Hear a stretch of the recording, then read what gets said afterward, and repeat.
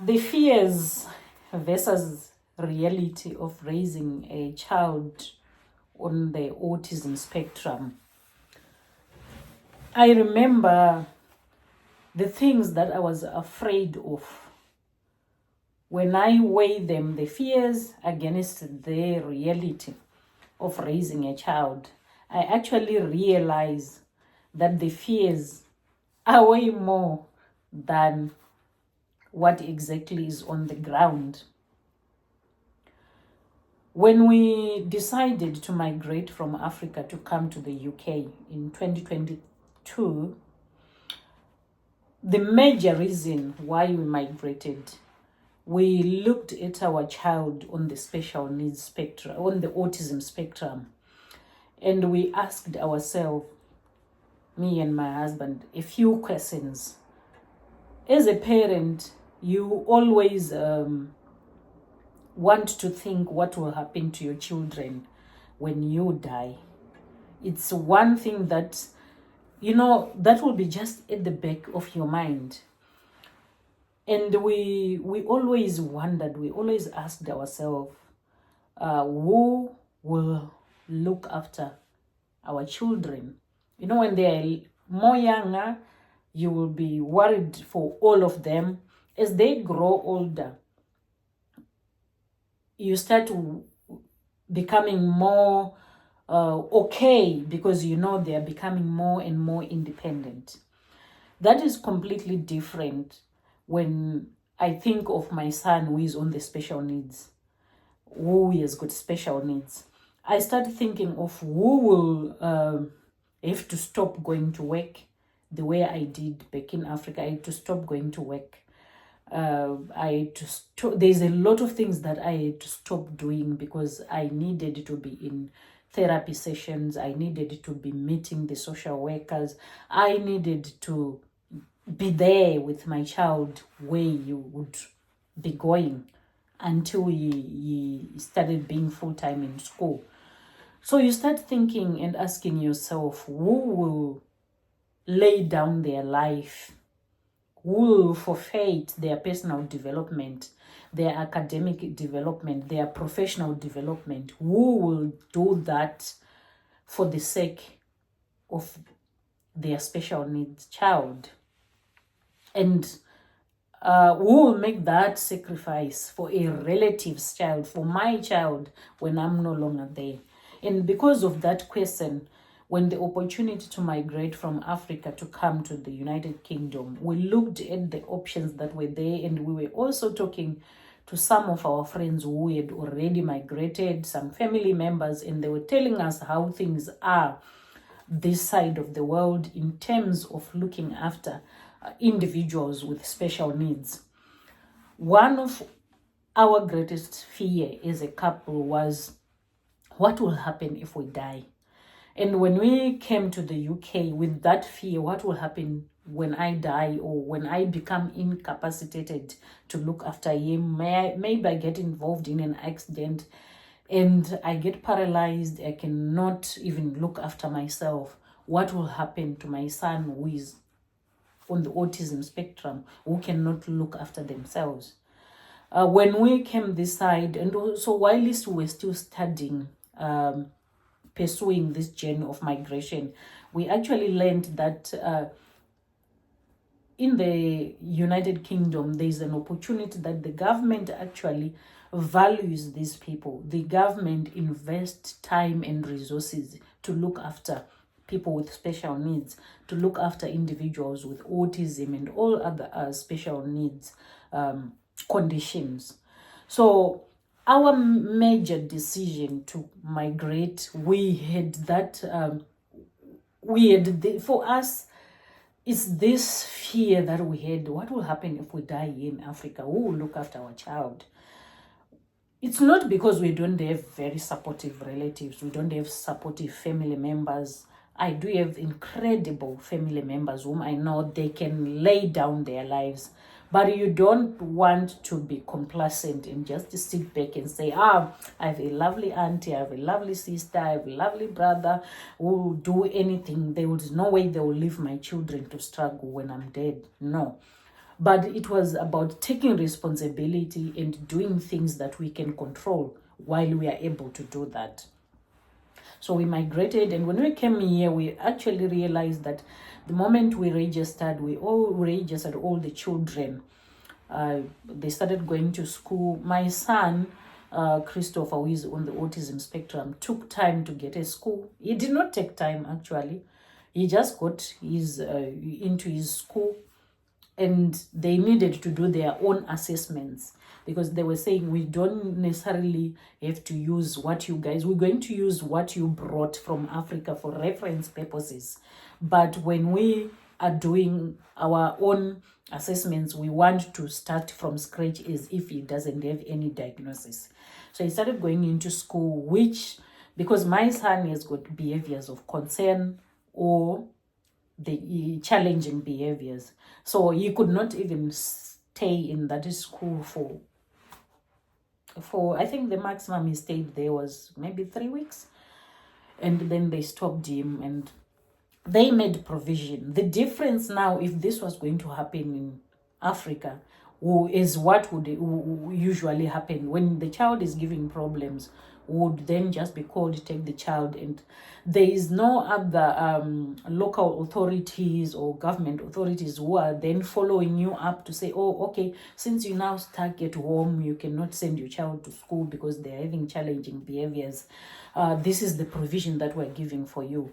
Comparing with the situation this side, when he stopped going to school, they actually started thinking about how best they can support him while he's at home.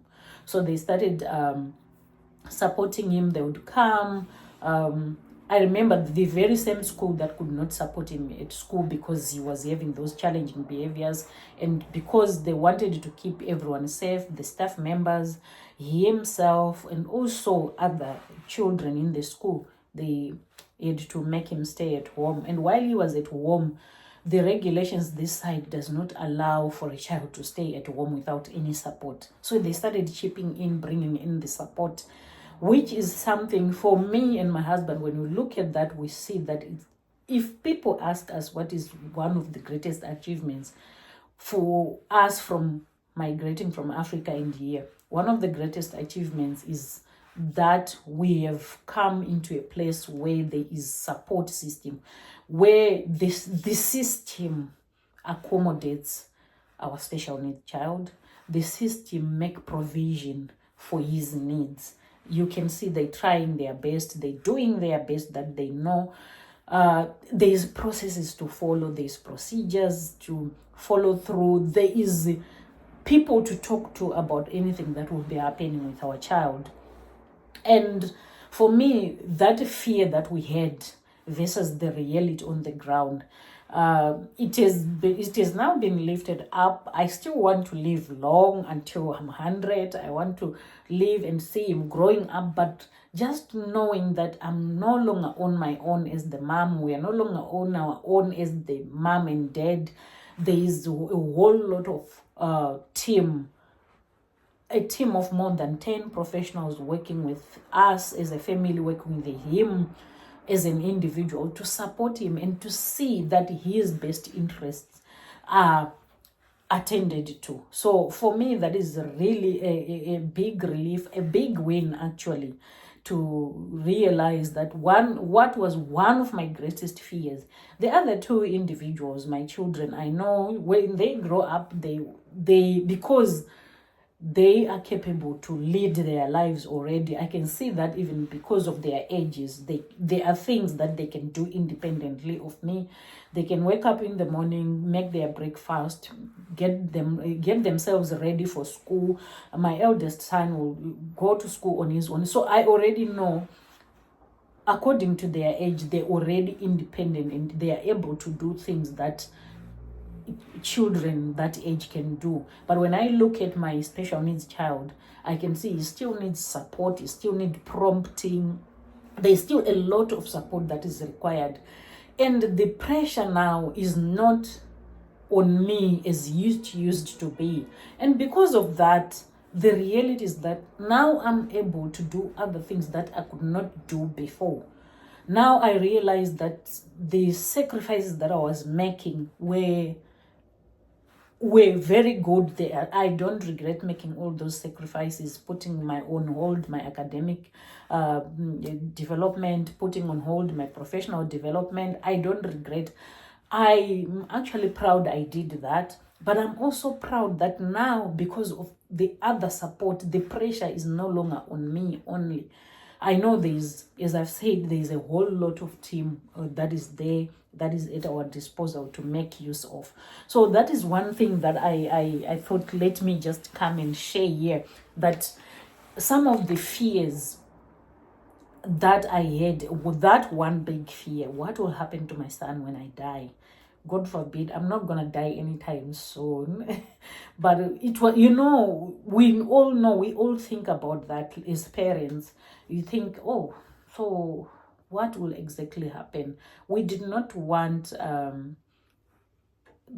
the two siblings to feel the burden that us as parents were already feeling, of having to go an extra mile, having to give extra support, having to make sure that for him to have his life, to live in full capacity, we needed to be there, to be in his life completely, like the way it is now. We know there's schools, there's the GP, there's the dentist, there's just a lot of support that is coming in. And I've learned also to be even more vulnerable, because when you are dealing with a lot of people supporting you, you just have to be transparent. You just have to let them in your space. I've learned also just to let them in my space. And with that, even when the other support that I'm getting from other people, I was chatting earlier to one of my mentors, and they were asking me, when you are being accountable, and they were asking me about the project that we are working on. And they were saying, I see there's no progress, what is happening? And when I explained to them some of the developments that are happening with my son, that have affected me, missing my deadlines and all that, I still made a disclaimer after explaining. I just wanted them to have a picture of why I've missed those deadlines. But I then make a disclaimer to say, I don't want you to feel sorry for me, because once you feel sorry for me, you're going to stop chasing me to meet up with my deadlines, because I do not want to use the situation of my son as an excuse to miss my deadlines. I always want to meet my deadlines. So please treat me as an individual. And as a matter of fact, I'm not the one with special needs. It's my son, and my son is not me. So these deadlines are for me, not my son. So I'm just giving you a picture so that you have an idea of what is happening behind the scenes that can influence. And by the end of the day, I'd already met those deadlines, because I assured them to say, please don't stop asking me, pushing me to meet my deadlines, because of what is happening behind the scenes, because of that support. But I know that before, it was really a big thing. It was a big deal. Sometimes I would not even be able to commit to those things. I would not even be able to even commit to projects. It was very difficult, unlike now. So I just want to encourage somebody there who still have those fears, who thinks, where do I even begin? My encouragement or my advice is, just begin where you are. Just begin where you are with what you have. For me, that fear actually propelled me to make decisions. There are still things that I enjoyed doing back in Africa. I enjoyed the life that I had in South Africa. I really enjoyed that. I enjoyed the sunshine the most. I miss it. But because this was one of my greatest fears, what will happen to my son who is on the special needs? Who has special needs? What will happen to him if I pass on? Who will put everything in their life on hold so that they can be there full time for my son? You don't want to leave that burden to other relatives. You don't want to leave that burden to your siblings or to the other children that you have. Like in my case, I did not want to leave that burden to my other children. I just said to myself, when this opportunity came, I grabbed it and I ran with it. And oh boy, I do not regret. When I look at my sons, the support system that we are getting, yes, there is challenges. Yes, there is things that we're still working on, that is still work in progress. There's some things that we are yet to achieve. But when it comes to that, I think we can say it's work in progress and it's very promising. And it has given me that reflection to say sometimes you can actually turn your fear into victory. Sometimes you can turn your fear into victory. Sometimes you can actually, the things that you dread the most to happen can actually turn out to be the one that fuel you to run and pursue your goals. So what is it that you are scared of? What is it that when you start thinking about it, even in the middle of the night, you wake up and start wondering how you're even going to tackle it? What if in the flip of that coin is your victory? What if you use that greatest fear that you have to actually motivate you to do what you thought you could never do? What if? I never thought I would leave Africa. It never crossed my mind. It never crossed my mind. But when I realized that my fear can be turned to be a positive reality by me leaving Africa, I did that. I pursued that. May you find the strength to confront your fear.